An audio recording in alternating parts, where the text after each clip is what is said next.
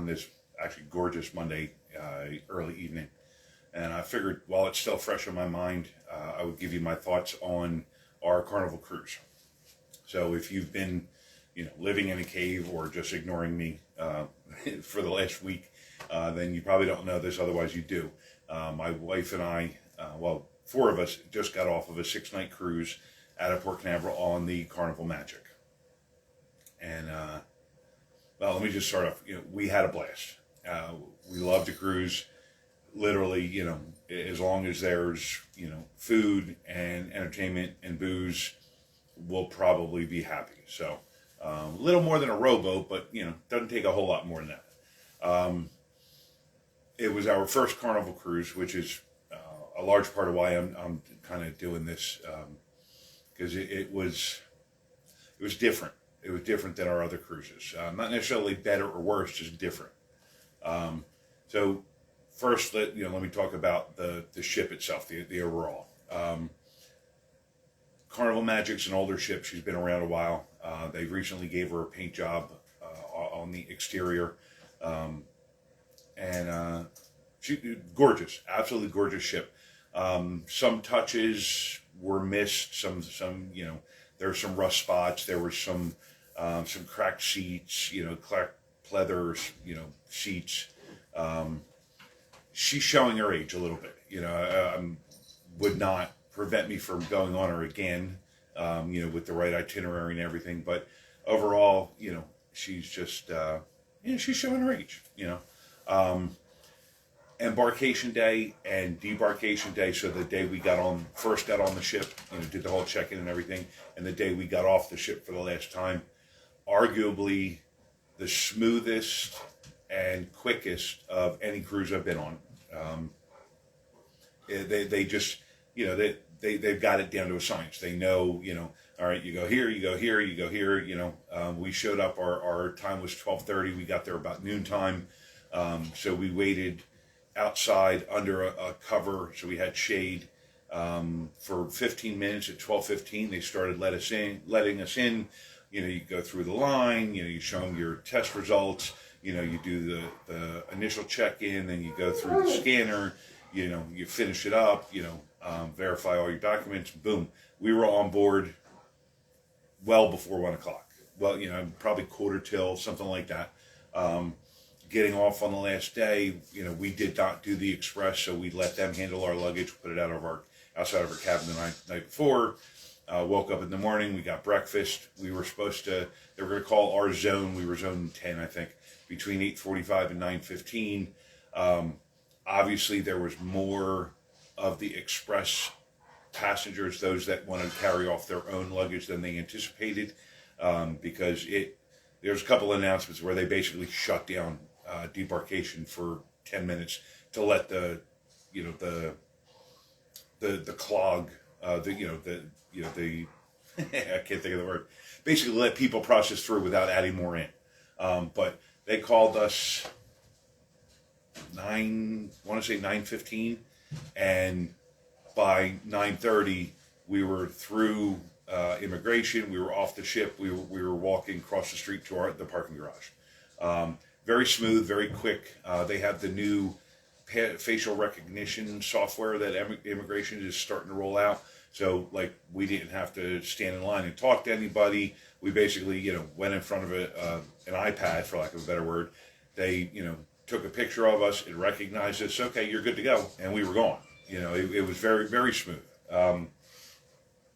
When you first get on the ship on that first day, be aware that they have these funky drinks, or these glasses that they want you, that they literally put in your hand, unless you say no. And it's got alcohol in it. I think our drink was a Bahama Mama, and it's shaped like the logo of Carnival.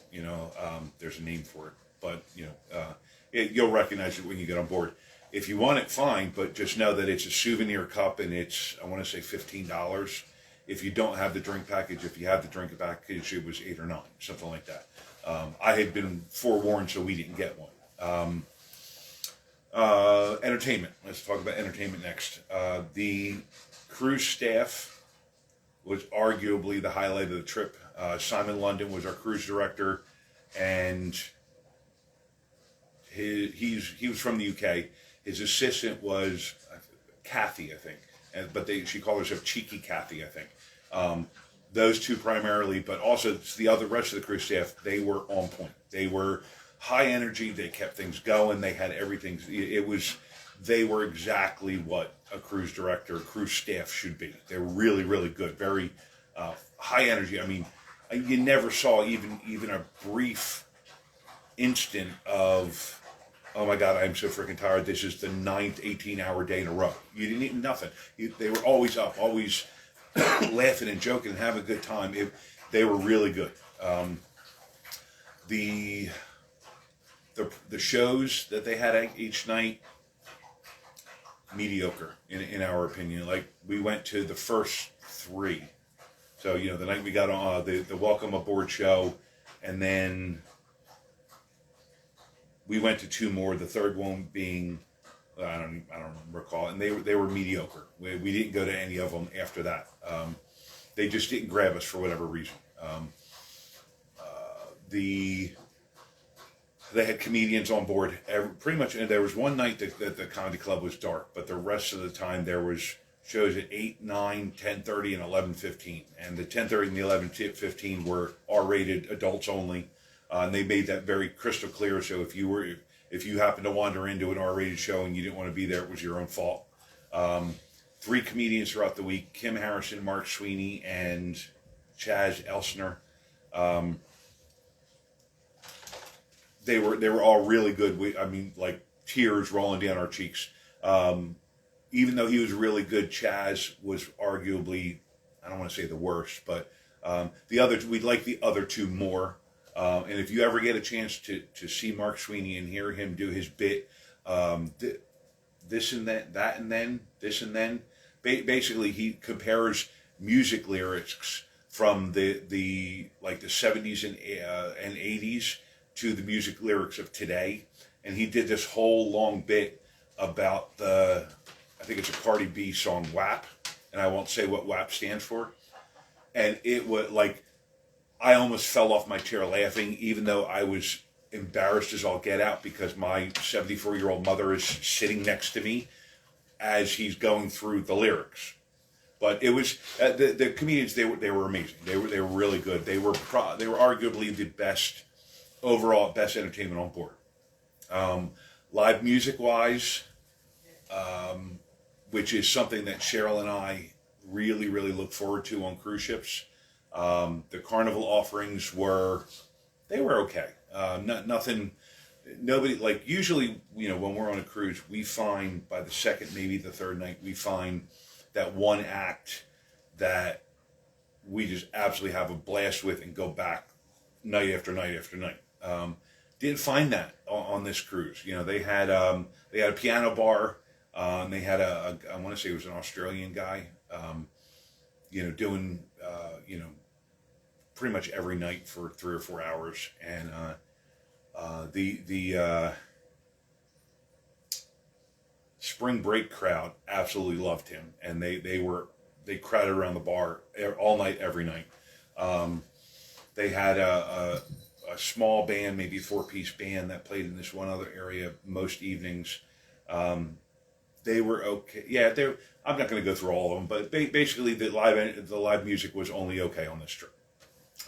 If that's the number one reason why you want to try a cruise ship, I would not go on this ship at this current time. Maybe in 6 months when they rotate through and there's other musicians in.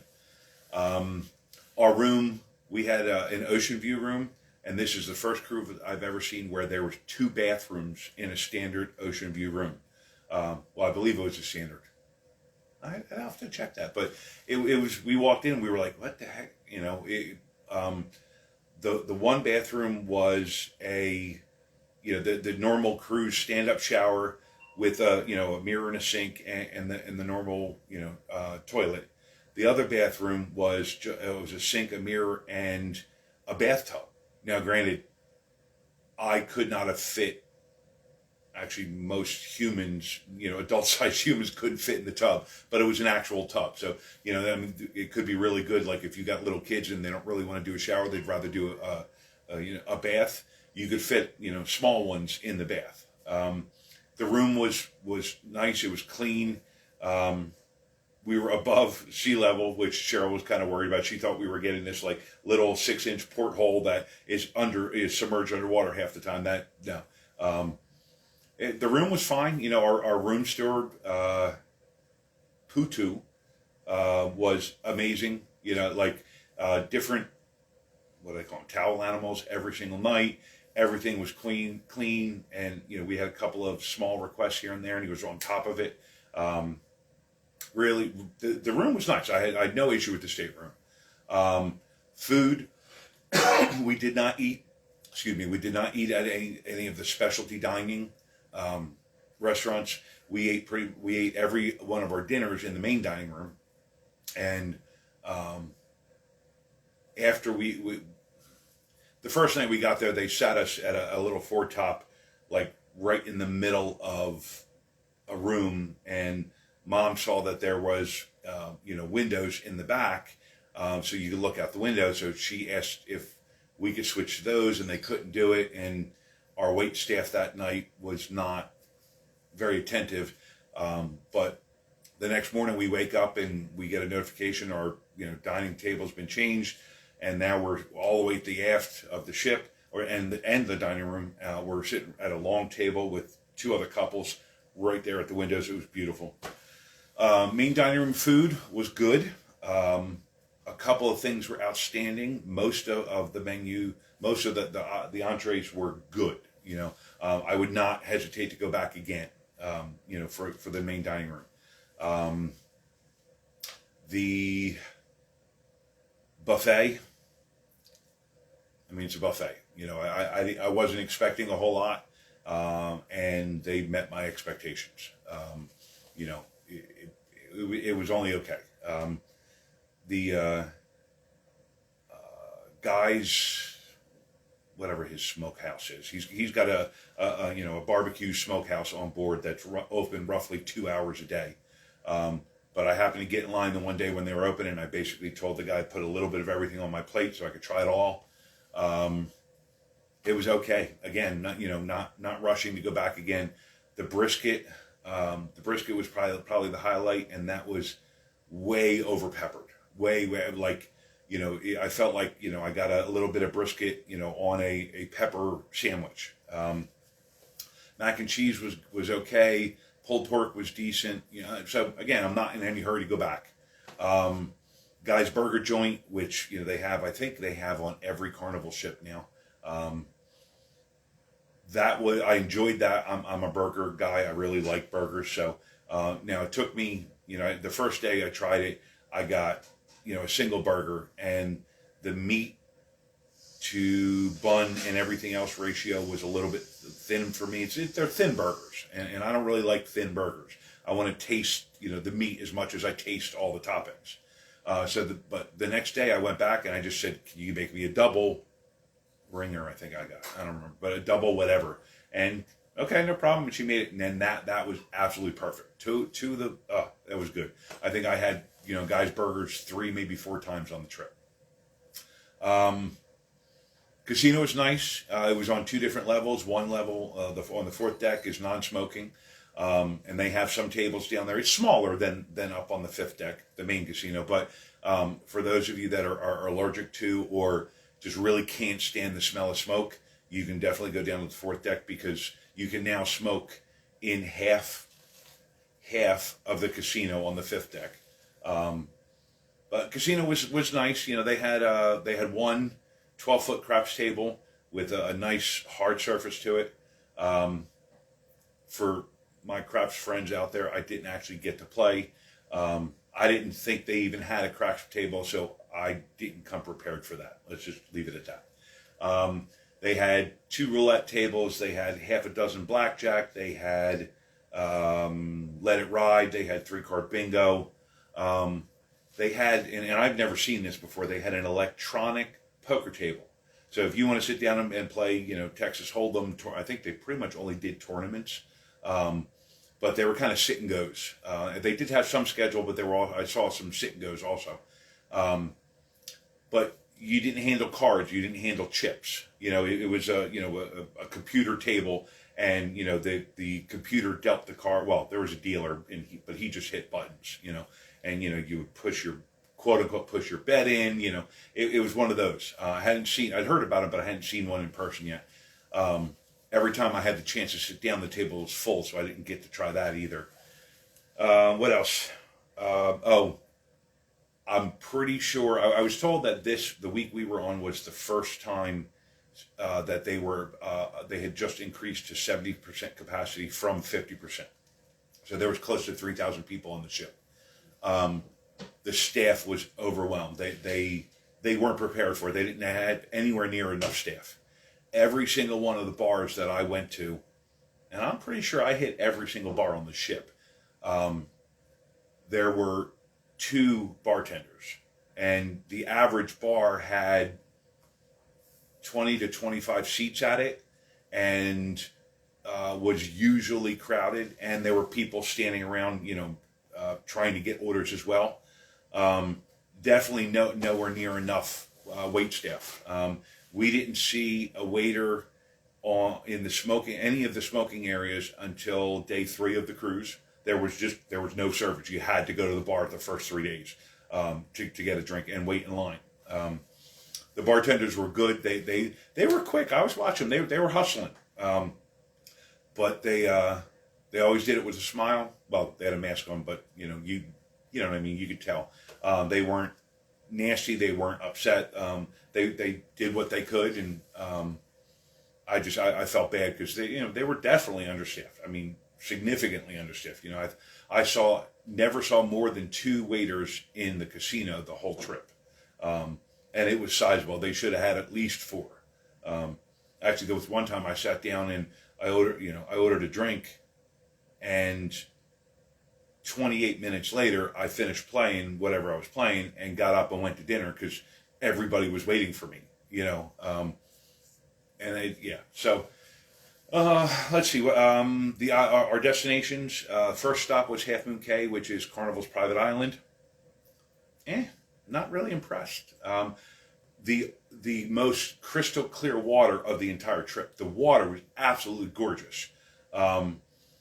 But it's basically like a beach with like 4 bars and a restaurant.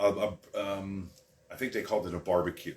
But basically, we didn't end up eating there because we were back on the ship by that point. But you tender in, which was fine. They have good sized tenders. They were getting 350 to 400 people on a tender. By the way, a tender is just a smaller ship. There's no dock. There's no pier for them to dock at in Half Moon Cay. So they anchor out. And they have these smaller boats come and take 350 to 400 people to the beach. Okay. Just so if you haven't been and you don't know what a tender is, now you do. Nice crescent-shaped, half moon beach. Really great views. I think I posted some pictures of it. The barbecue place your lunch was included. Your options were hamburger or hot dog. And from what I understand, they run out of food a lot of times. We didn't try it. The drinks we didn't try because they were not included with our drink package. How do you have a private island that your company owns and you have to pay separately for drinks on that island? I don't quite understand that. If I don't go back to Half Moon Cay anytime soon, I'm okay with that. Grand Turk was absolutely gorgeous. We did a Junkanoo party bus. Not much of a party bus, honestly. They had a DJ, and we got 1 rum punch when we left, and we got 1 rum punch when we got back, on our way back, and we got a little 8-ounce water bottle in between. So we did stop at a rum distillery, got to taste, not a rum distillery, we got a rum tasting. Basically, it was a tour of the island. We stopped at the lighthouse, which was pretty cool, because I think it's the oldest remaining all metal lighthouse in the Caribbean or in the world. I don't remember which, but that was cool. We got to see humpback whale and, did the rum tasting. And yes, I saw the whale before the rum tasting. And then basically, we kind of rode around. They told us a little bit about the island, and when we came back, and it was, the last stop was Amber Cove, which is Carnival owns a pier it's Puerto Plata, Dominican Republic, but they own the pier in Amber Cove, which is a section of Puerto Plata. So technically we were in Amber Cove, but in reality we were in Puerto Plata. Sam and I did a snorkeling trip there, which was arguably one of the better snorkeling trips I've done in recent years. Nice little coral reef, lots of colorful fish, very easy. It did not require a lot of skill. The current wasn't really moving you around all that much. So because we had a bunch of older people on the ship on the tour who I think they would have struggled if the water was moving too much. Cheryl and my mom did a dolphin encounter where they didn't swim with the dolphins, but the dolphins were like all around them and came up and gave them a hug and a kiss and stuff, and they absolutely loved it. What else? I think that's. Cheryl, did I miss anything?